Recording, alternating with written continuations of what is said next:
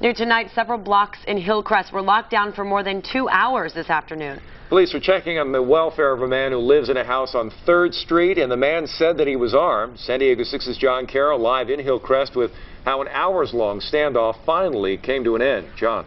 Jim, Netta, this quiet Hillcrest neighborhood is once again quiet tonight. A much different story for more than 2 hours this afternoon, as police tried to talk the man who lives in that second-story apartment into surrendering to them.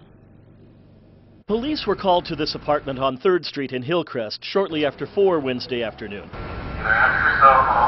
But not by the man who lives here or any neighbors. The San Diego Police Department received a call from a very concerned doctor about the gentleman that's living right here behind us. The man, who we only know by his first name, Robert, didn't want to talk to police when they showed up to check on his welfare. He closed the door on us, stated he had a gun.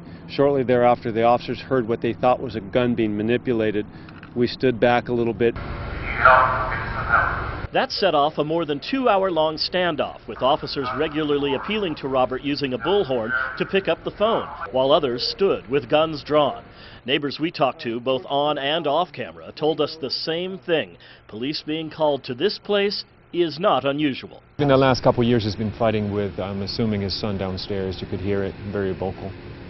They've been arguing. We have been out here before. There has been some drug-related calls here in the past. I've heard as recent as the past 2 weeks. Finally, long after the sun had set and police had lit up the building with lights, Robert came out to the balcony and raised his hands. Police then moved in and took him into custody. Robert was loaded into an ambulance waiting nearby. His doctor had told police that Robert was suicidal. Very proud of the officers. They showed a lot of restraint, showed a lot of intuition of just being smart, backing up and taking the time to work through this problem. And now we have a gentleman who needed our help en route to the hospital, where he will get the help he needs. Now back out here live, and Captain Nislight says Robert will not be charged with anything. This is just a case, as the captain said, where a troubled person who needed some help is now getting it tonight. We're live in Hillcrest. John Carroll, San Diego 6 News.